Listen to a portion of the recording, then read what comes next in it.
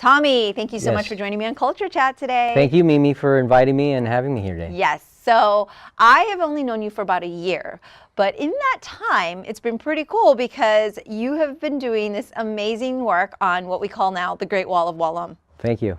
And I'm glad we coined it that way because you've got a great wall. It's massive. And Is this the longest wall that you've worked on? it is. In fact, I recall the first time I saw it a year ago, and I was like, wow, that would be awesome to paint. And then look, fast forward 1 year later, I'm here painting it.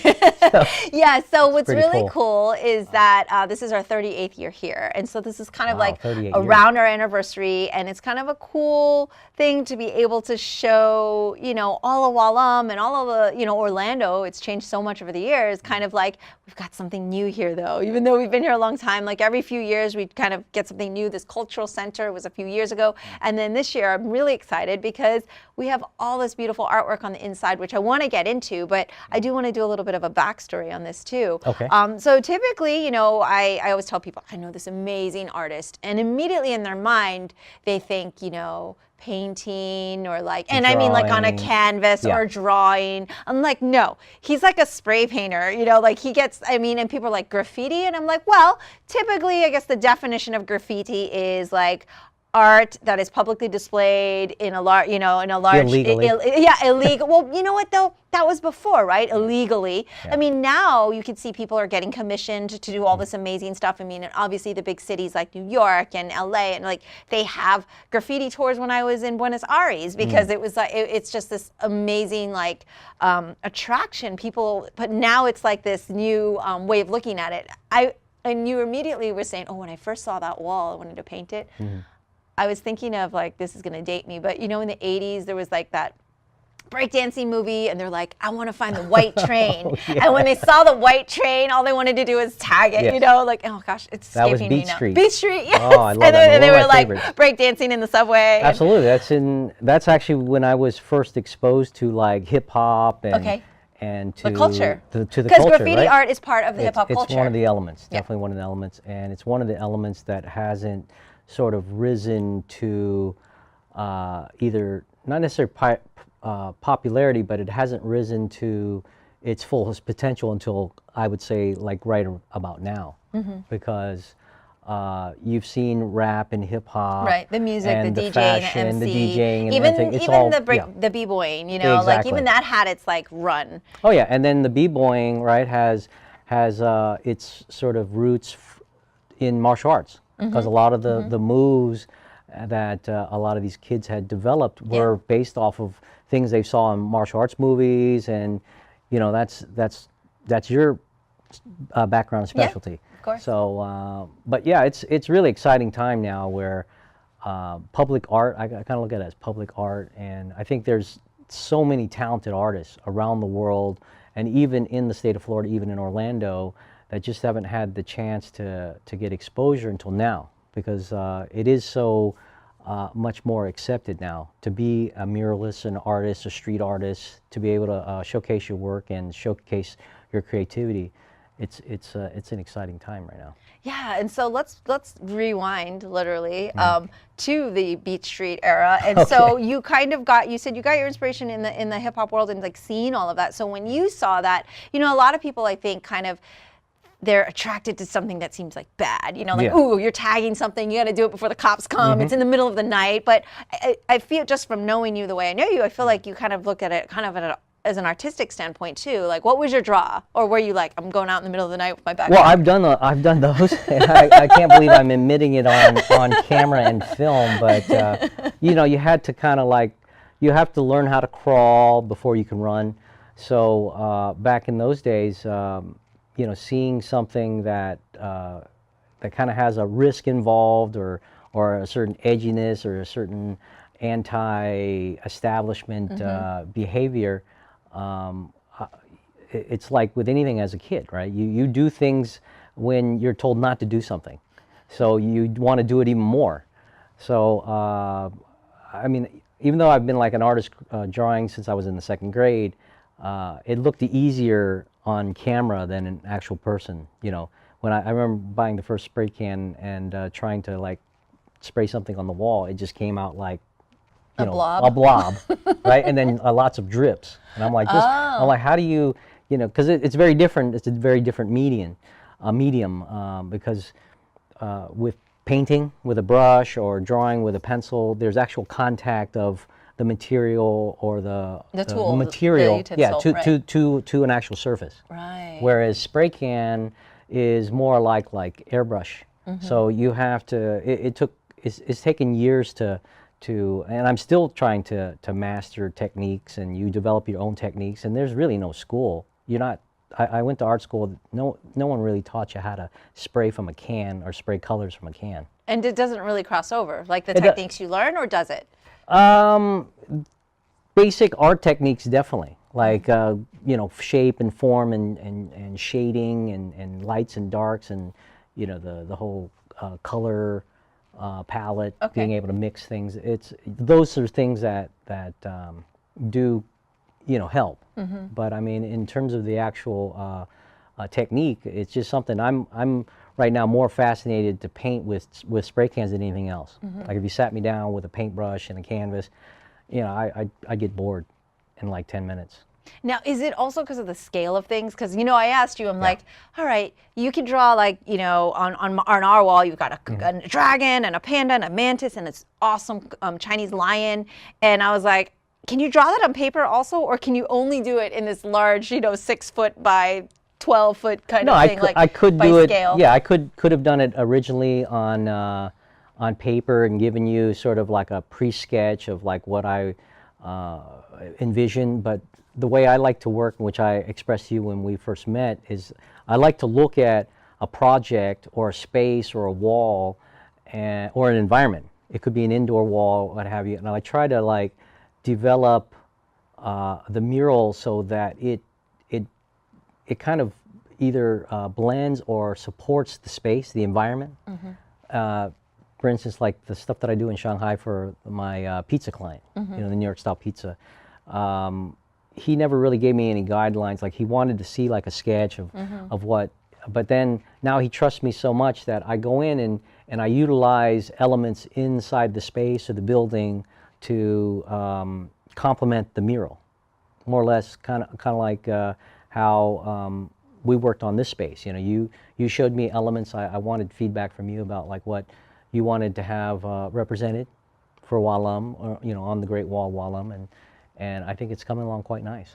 It's incredible. Thank I am so excited. Every time a new character pops up, we're all excited. It's been really fascinating also to kind of see the evolution of it. Like I told you the first time you started painting, and there's a bit of a trust, because it's not like you show me on a computer screen, here's what it's going to look like, great. Or, you get a house painted, you know what the color is going to be. There is a bit of trust between the client, so to speak, and the artist, and it's kind of like, all right, at least you can kind of see, oh, wait, here's my work from before. But I mean, Wah Lum is not a pizza place, so I'm like, well, I don't know how that transfers. I just knew you were really talented. But I think it also helped because, I think you really understand the culture of the background, being Chinese American yourself. And so, I mean, there was a bit of trust, but at the end of the day, it's also like, well, worst case scenario, we could paint over it. Exactly. You paint it all if yellow we again. hated it, I guess we'd have to just paint over it. Or you can knock down the wall. Yeah.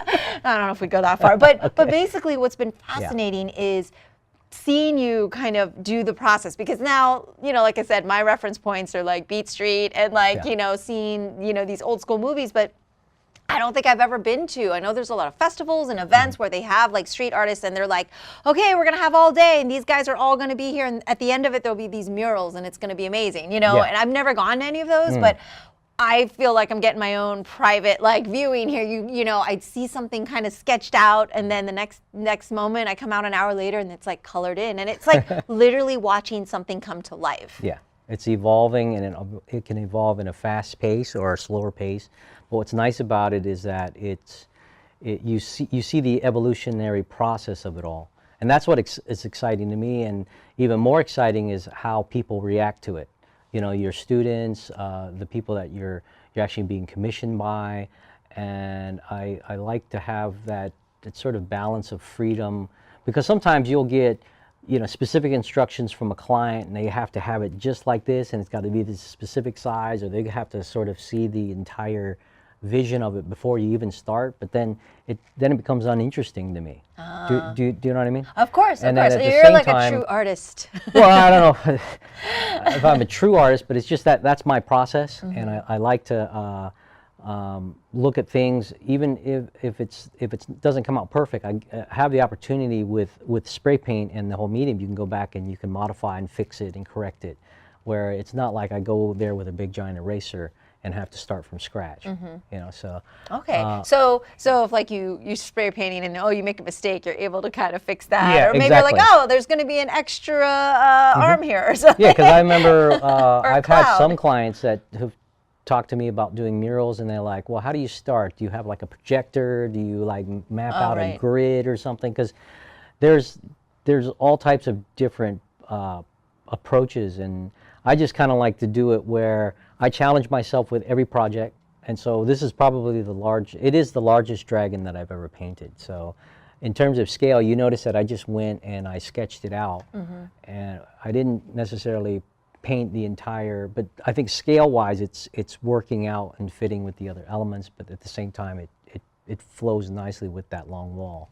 Yeah, and yeah, it's just, again, it's a process that every new painting is a challenge, but it's also a lesson in itself. And then I use old techniques, but then sometimes I develop new techniques. And as long as I see improvement with each and every, project, then I'm happy. And at the end of the day, I hope the clients are happy. So let's talk about the Tommy that started with the Okay. backpack and the spray paint. And so literally, you said you remember buying your first can and then trying it and going, oh man, this is really not that easy. Like, what made you keep persisting? Did you have like friends that did it also, or was it really something that was long story independent? short, I grew up in Jacksonville, and I remember watching that. There was a documentary, I think it was called Style Wars or Wild Style or something. It was on PBS in the 80s, and it was like right around the time MTV came about, and I saw like groups of kids on the corner, spinning on their backs on cardboard, and then this was like a true documentary. It wasn't like the Beat Street where it was like the story, but and that was fascinating at the time, because growing up as a Chinese American in Jacksonville, it was me and my brother. We were like the only Asians in the entire school. We went through the whole, I guess, assimilation process of like, where do we fit in with? Do we fit in with the Caucasian kids, or do we fit in with African American? We kind of were like on our own separate, island. So we either had to assimilate or to survive, or be outcasts. And my brother and I, we chose to assimilate, but then we kind of had affinity to sort of a lot of the underground cultures back then in the 70s and 80s, with like skateboarding. We got into skateboarding, we were into BMX, and so then we got into hip hop. We used to break dance in our garage. My parents thought we were crazy. Got to see a couple of those moves. A little popping. I wish I could find those videos.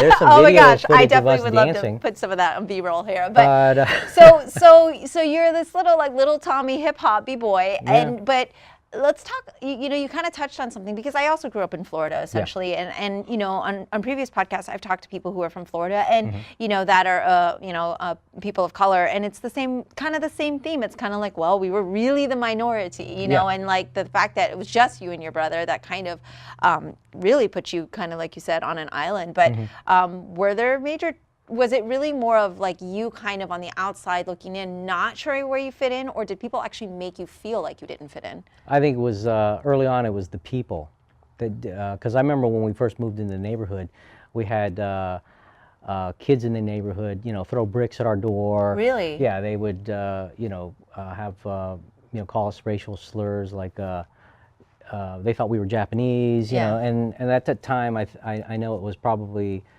a few years after the Vietnam War, right. and so there wasn't, but then we're all like kids as well. Growing up, my brother and I, we didn't think of ourselves as different, or like identity wasn't an issue until we grew up and got older, like in high school and what have you.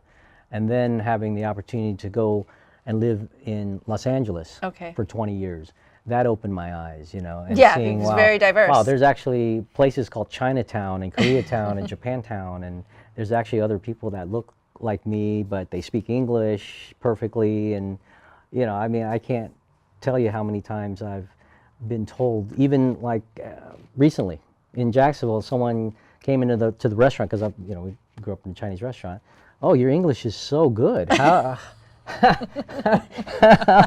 You know, they assume, you know, from the way we look that automatically we're not born here, we're not from here, we're not American. Right. I was just having a conversation last night with a friend of mine in LA, and her father, she's Vietnamese, and her father is a professor at Cal State Long Beach, and the father is very pro-Trump, but he had a conversation with the daughter and told her to just tell people that you're an American. Like, well, I'm an American, but there's nothing wrong with telling people that you're an Asian American. You can be proud of your cultural identity, your cultural heritage, you know, your legacy, what have you. Not to mention that everyone here is an immigrant. Absolutely. Unless you're a Native American. Absolutely. But it's just interesting to see, you know, fast forward from the 80s to now, how race is still so, you know, significant. And divisive. Divisive and...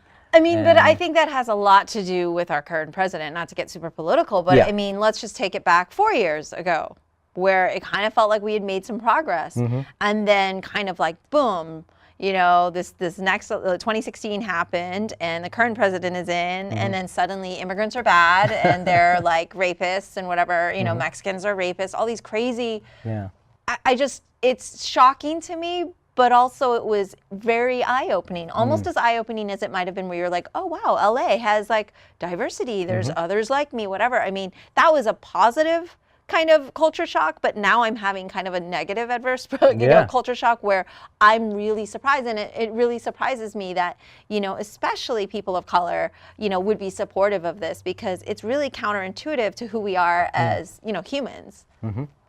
And it's just so, it's an interesting journey. Life's an interesting journey. Living in the United States has been an interesting journey, because I remember I had actually left Los Angeles, or left the USA in 2007, and had the opportunity to go live and work in Shanghai, China, which is this goes back to, I mean, it's an important time in my life, because this is actually where I picked up street art and graffiti again, because there was a period of time from like the late 1980s where I just didn't do any of this stuff.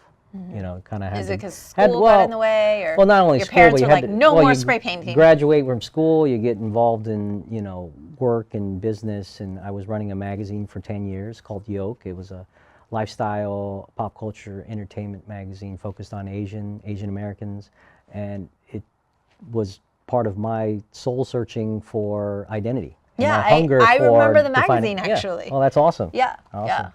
So I think I just got too busy. And then when I was living in China in around about 2009, I discovered this area called Moganshan Road, or Moganshan Lu in Chinese. And that was an area where it was very close to all the art galleries, but they had this long, massive wall that basically covered up an empty lot. And local graffiti artists and street artists, not only from China, but as well as like from Europe and foreigners, they were painting the wall. And I didn't know if it was legal or illegal or not, but I remember wanting to, I was so fascinated with the wall and just thinking about, like, I've got to go buy some paint and give it a try, and because I saw empty spaces, right? It's like the white train. Yeah, the white train. And I remember the first day that I went out there with some cans, and a local Shanghai police officer drove up in his car, and I was like scrambling to pack up all my cans and get ready to run. 1980 flashback, right? Yeah, I know. And then the guy gets out and he goes, "Thumbs up." Great. I'm like, what? What were you painting? I was just painting some graffiti, some letters and stuff. It wasn't, you know, it wasn't even fantastic. I mean, but it was like, it was the point of what basically restarted my passion. Right, it was a kind of a catalyst for it was a catalyst that moment. Yeah, exactly. And there's a couple things I want to address there. One is, I do want to talk a little bit about the magazine and your identity and everything, because I think that's really essential. And it was different, you know, like it's something that I remember seeing the magazine. I'm like, oh, cool. It's an Asian American magazine, you know, and it's kind of like fast forward to now, 20 years, you know, layers. Oh, wow, look, it's Crazy Rich Asians. It's just an Asian American film. It's just a regular film with Asian Americans in it.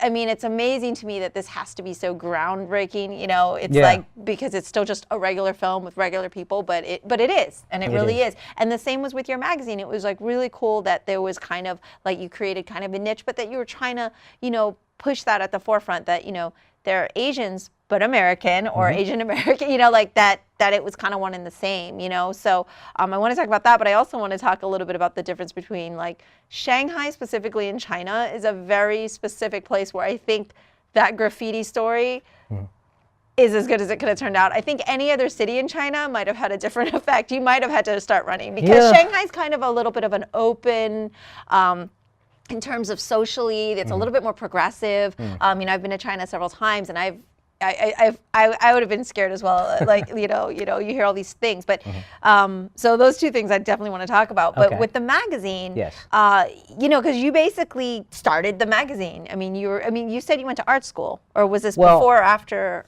Well, I minored in fine art at USC, University of Southern California. I actually studied. Originally, I'd studied pharmacy, but it wasn't for me. I decided I was going to go into like architecture, thinking architecture had some relationship to art, but then it didn't. I just like too much physics, and I was like, this is not like, for me. And then tons of like study hours, and then I ended up finding exercise science, which is like what I majored in.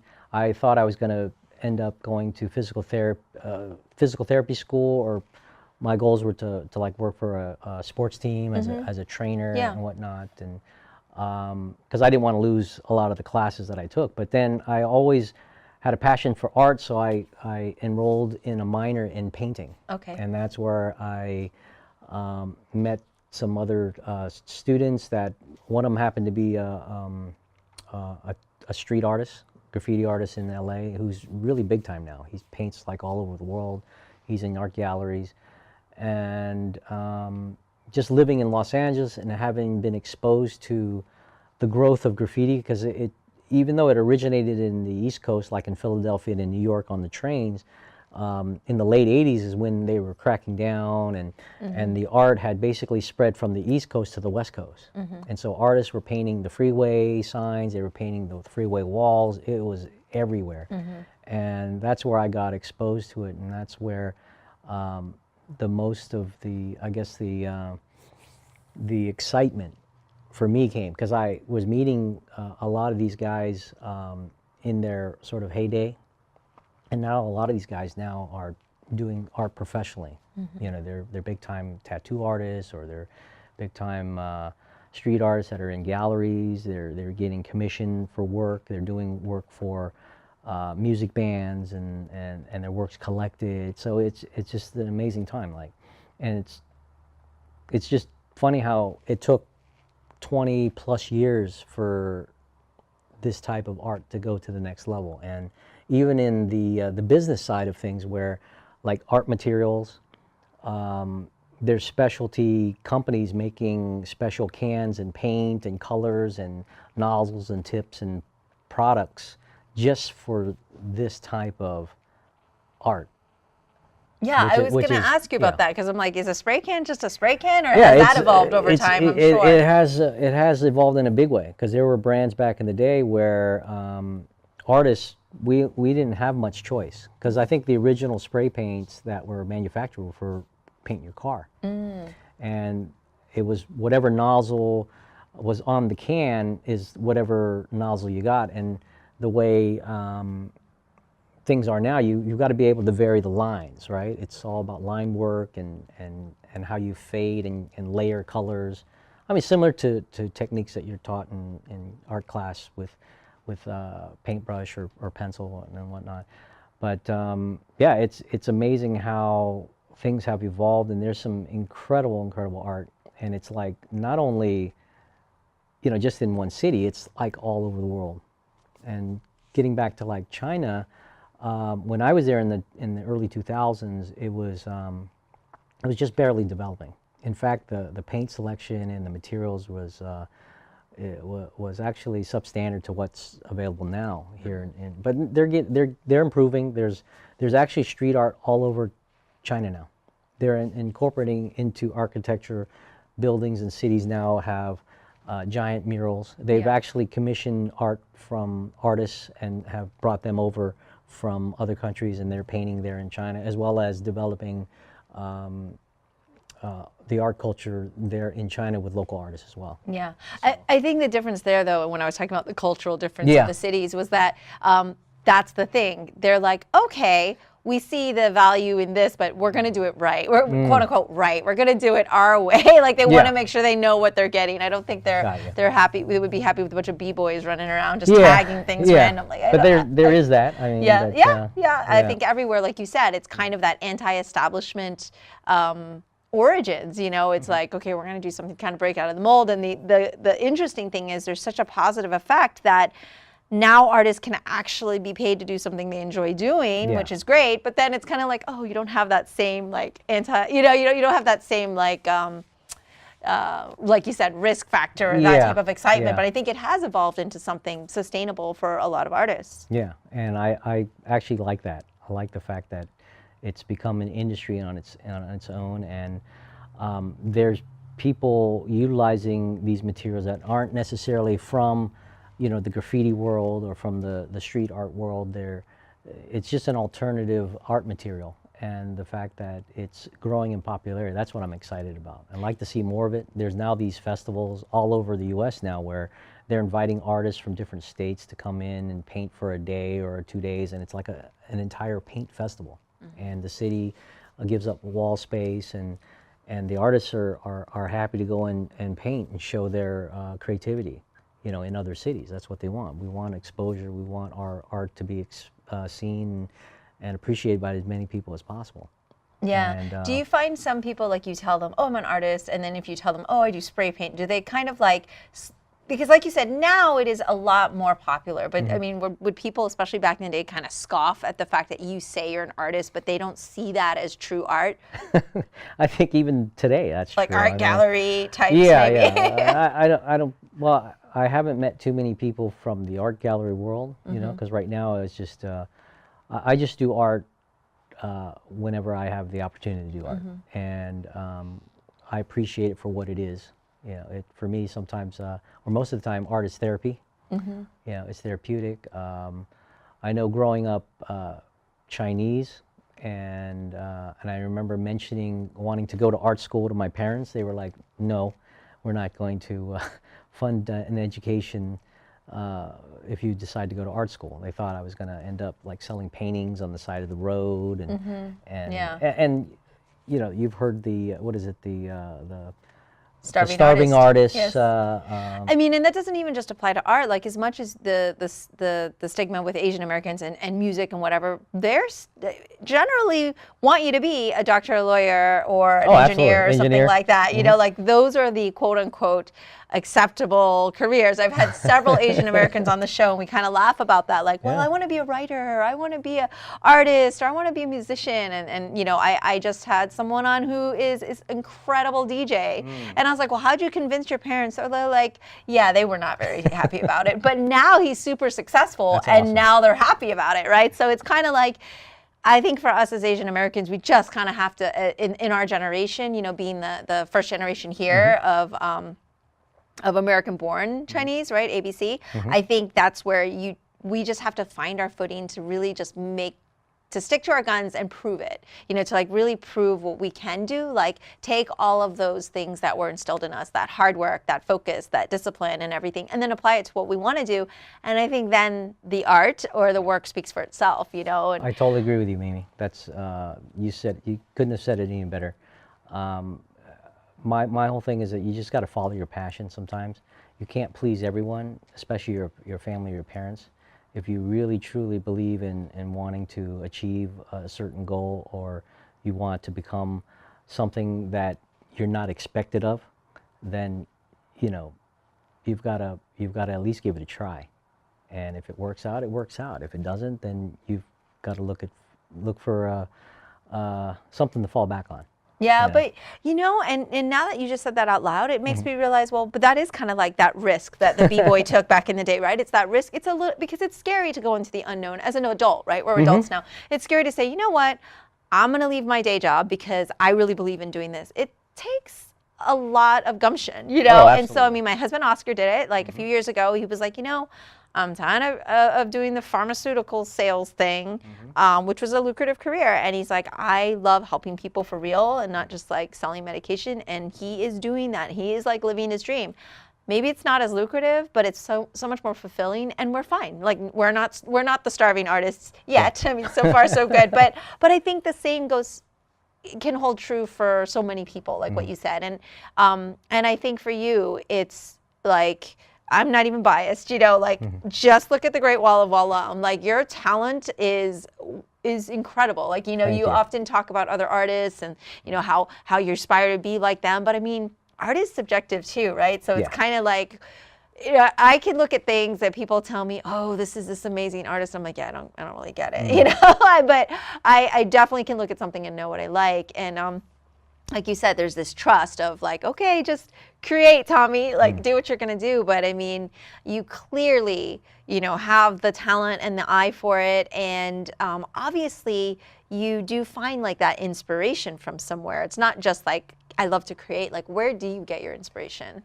A lot of my inspiration comes from things that I personally have an appreciation for. I mean, I remember growing up and discovering martial arts by watching the Bruce Lee movies, because my uncle had the VHS tapes, and watching Bruce Lee, and I'm a huge Bruce Lee fan and martial arts fan to this day. And again, it was all part of that whole journey of discovering my identity, what it meant to be Asian, Chinese, American, growing up in Jacksonville, a small town, and back in the 80s it was a small town in Florida. And, where do I fit in? And, not necessarily having a pathway or a roadmap to follow. So I think a lot of what inspired me or inspires my art is things that I personally have an affinity for, or appreciation for, or a passion for. So like martial arts has always played a part in my childhood. So this is an honor to be able to paint something for you and for the Wah Lum School, and how it just ties into being Chinese and Asian, and you know what I mean? And even though I never studied martial arts, and I'm in the food and restaurant world, Chinese, dim sum, it kind of fits, all kind of fits, I mean. And I've noticed that like martial arts has sort of lived throughout every generation, right? I mean, you're talking the 70s, the 80s, it still has impact on people's lives. I think art has impact on people's lives. I mean, look at martial arts and spray paint art or graffiti art. The word art is synonymous in both things, and yeah, it's about, I think, making connection with people, whether it's your client or whether it's people that are going to see your work, or a certain style that you study. I think it's all about education, right? There's teaching involved. And it's like what comes around goes around. But I think what I'd like to see is continued progress and evolution with just everything that we're doing, you're doing, and it's great that what you're doing with the podcast. That you're allowing people and giving people a platform to be able to tell their story. And not everyone's path is the same. There's a lot of crossover and similarities. Definitely stories are similar in how we talk about our parents. We talk about our generation versus their generation, their expectations of us as children when we don't live up to their expectations. most often than not. Being Asian American, you can almost say you always don't live up to the expectation. Even the doctors and lawyers, like, Exactly. I mean, this on a serious note, Ricky Lee and we talked about it on his episode. It's like, I wish I'd pulled the stats up again, but like in Harvard, like Asian Americans is the #1 suicide rate. Like it is the pressure that we put on ourselves, because yes, your parents put pressure on you, but it's kind of like, you know, I want to analogize it to like the horrible Catholic Church who they do make you feel guilty, right? So like your parents, Asian Americans, like they'll instill pressure. So it's not like they like harass you every day, but you just know, you already know, like there's like the expectation, right? Yeah. And so you tend, or I did anyway, personally, I tend to put my own pressure on me. So I can't say, oh, my parents were like horrible parents. They're amazing. They've supported me so much. I am eternally grateful for all I have. But at the same time, they're Asian parents. And let me tell you, there was definitely a lot of pressure and expectation. And I still feel that. You know, I work in the family business, as do you. Exactly. I mean, we're in our 40s, for God's sake, and we're still like... I know. It's unbelievable. But like I mean, and you're also helping your parents at their restaurant, which is this awesome place in Jacksonville, by the way. If you get a chance to go, it's called Pagoda Restaurant. It's an old school Chinese restaurant. We started in the 1970s, 75. Wow. And we had 2 locations. And I basically grew up in the business, but then our parents, as kids, would use the restaurant against us. Like they would basically say, if you didn't study hard in school and go and get a great college education and a great job, then you'll have to come back and run the restaurant. And look, you know, I'm 40 and I come back and I'm helping run the restaurant. But hey, it's not a bad thing. It's not a bad thing because we just recently introduced dim sum to Jacksonville. Yeah. And I've coined a phrase now where I call dim sum the new sushi.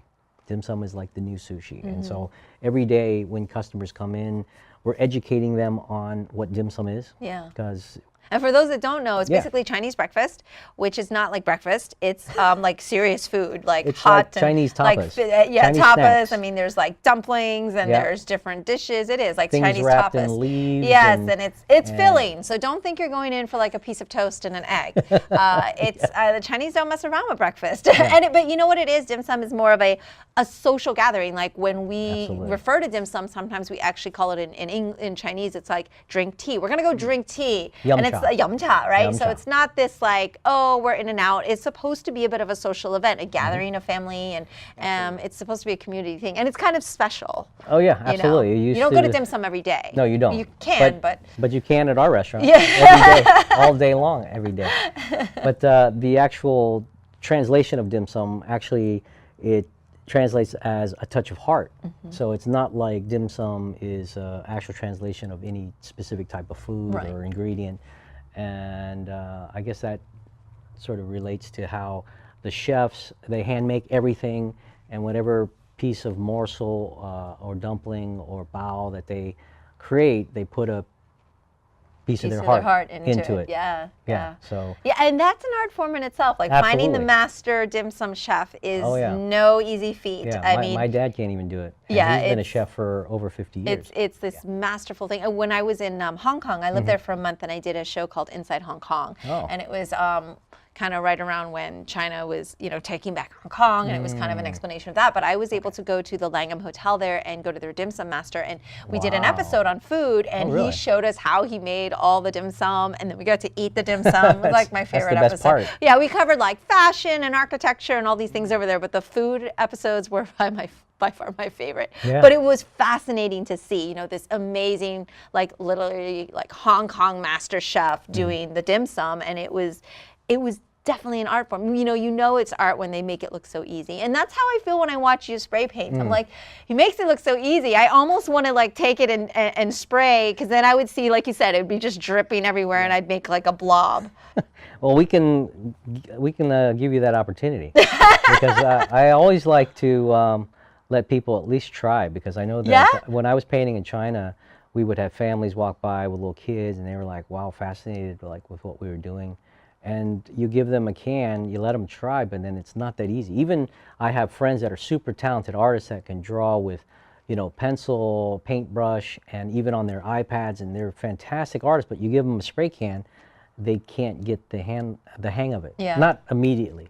You know, there's so it takes time, and it's a combination of techniques, because you've got to be able to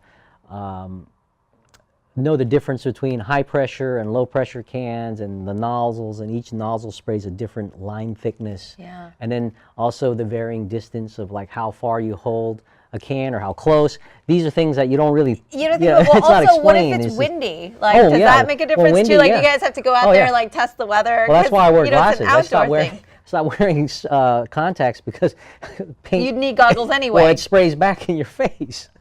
Oh my gosh! And so- is it toxic? By the way, is there like kind of a like, you know how the nail painters have to wear Yeah. their masks, and I mean you're in a There closed is- environment. At least you're outside, Well, but yeah, there is some definite toxic issues with the Okay. the paint formulations as well. But painting outside is highly recommended versus painting indoors. If I was painting indoors, the same thing, and then I'd be wearing one of those like 3M with filters. masks. And, Exactly. Okay. And even that's not 100%. But then you have to take breaks. You've got to, you know, if you've got to take health precautions when you're using this type of material as well. So, but but there's companies out there now that are even formulating new spray paints that are supposedly more health friendly. There's a paint called Sugar, and it's made out of like sugar Sugar? cane. Oh. Yeah. Is it edible? No, I'm just kidding. I don't know, but it smells really good. When you Smells spray, like it smells like cotton candy. It candy. does. It does. It smells like candy. That's kind of But, deceiving. It'll be like the Willy Wonka wall where you paint it and I can Yeah. like eat the strawberries off. Yeah, that would be cool. Yeah. But That would be a hit. But it's way better than the automotive spray paint, because you see how Oh, they yeah. paint cars, right? They're in full body suits with the, you know, like the spray mask. It looks like an episode of X-Files or something.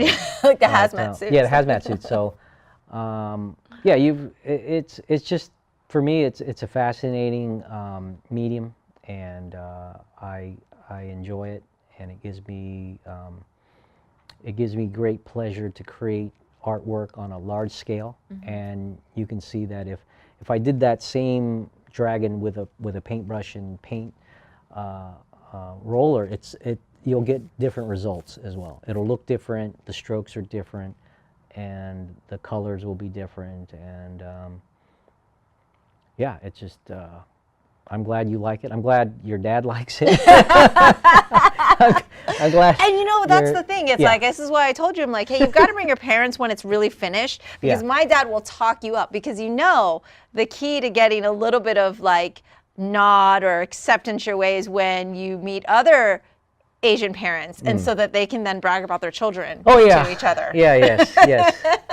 And then you're going to be best son ever. They're like, oh, Tommy's so good. He takes care of us at the restaurant. And Well- he did this amazing painting inside. Because also you painted inside the restaurant. I saw Yeah. photos, and oh my God, it looks so incredible. It Thank just you. really brings everything to life, what you do with your artwork. And I think that's what's great, is that's what I imagine as an artist you want, is to inspire. Because even as a martial artist, from my performance standpoint, I want to Yes. inspire. From my kung fu, martial standpoint, I Yeah. want to, to protect myself and also to be aggressive if I need to. But yes, from an artist standpoint, like that must be the goal, is just to inspire not just yourself, but everybody who sees it, you know. And at the end of the day, it's about making a difference. If you can make a difference in someone's life, on a daily basis, weekly basis, a monthly basis, or just make some change, and be able to quantify and notice that there's some progress in what you've done, actually makes a difference. That makes all the world. absolutely, yes, I love it.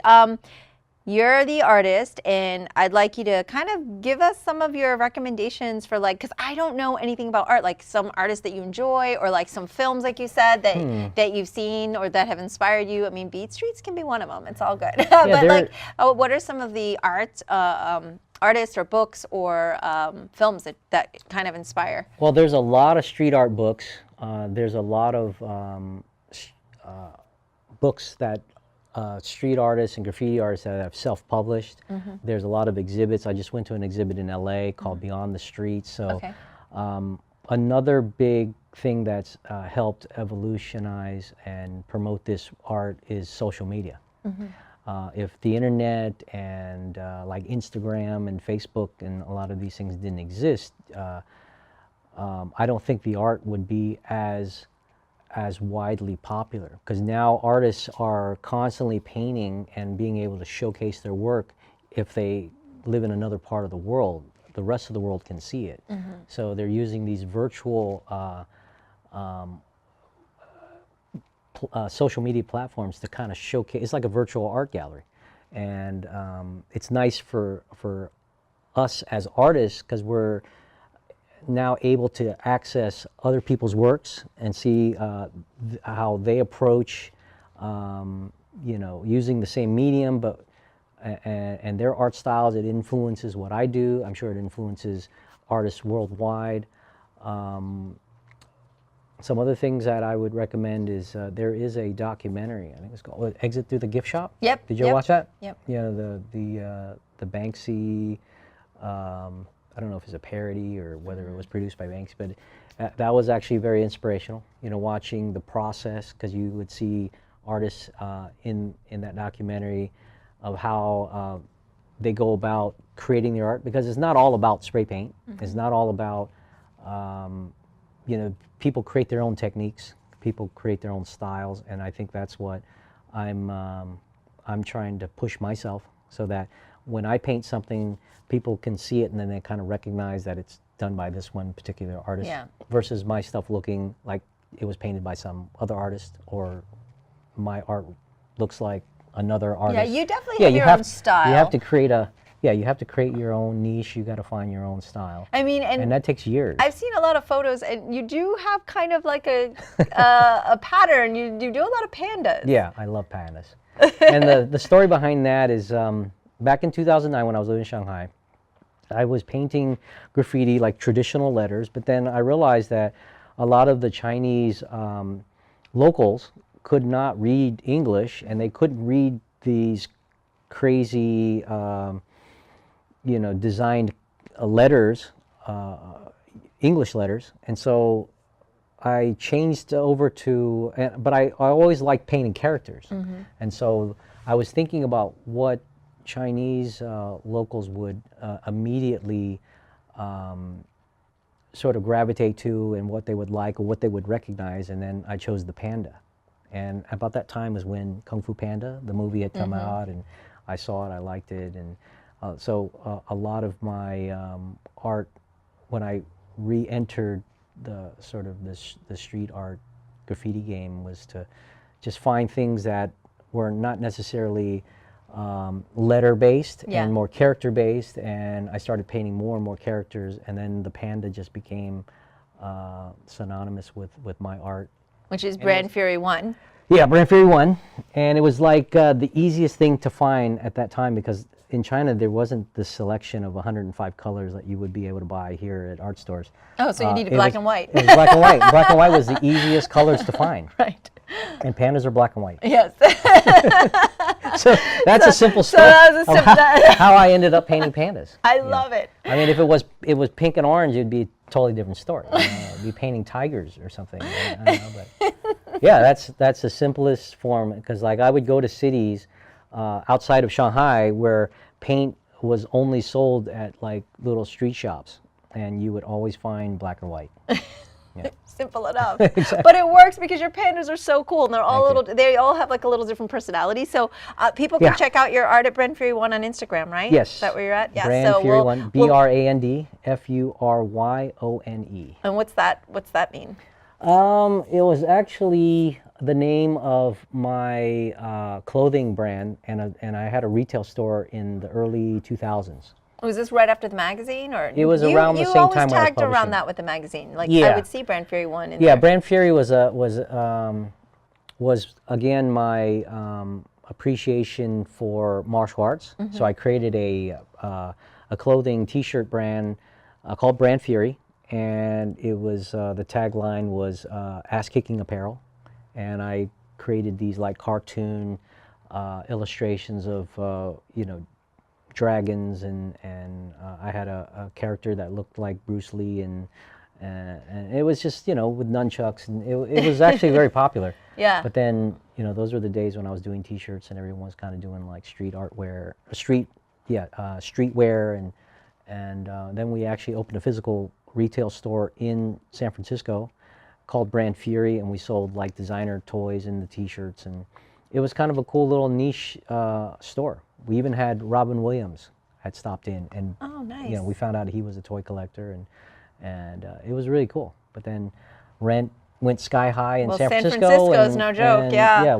it put us out of business. So. Oh, yeah. Well, I mean, I know whatever you put your mind to, you'll definitely accomplish, especially with this art. So let me tell you, the Great Wall of Wah Lum was like this just gray concrete block. And then the vision of Tommy Tam came in, Brand Fury 1 came in, and it's now this incredible piece of art. So thank you so much for that. Thank It you, is Mimi. really Thank you inspiring for the to see. opportunity. And thank you so much for joining my Culture Chat.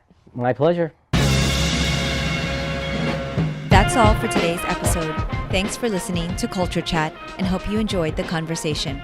Please subscribe and rate my podcast. Feel free to leave me suggestions or send an email to mimi@culturechatpodcast.com or follow me on social media at Sifu Mimi Chan on Twitter, Instagram, or Facebook.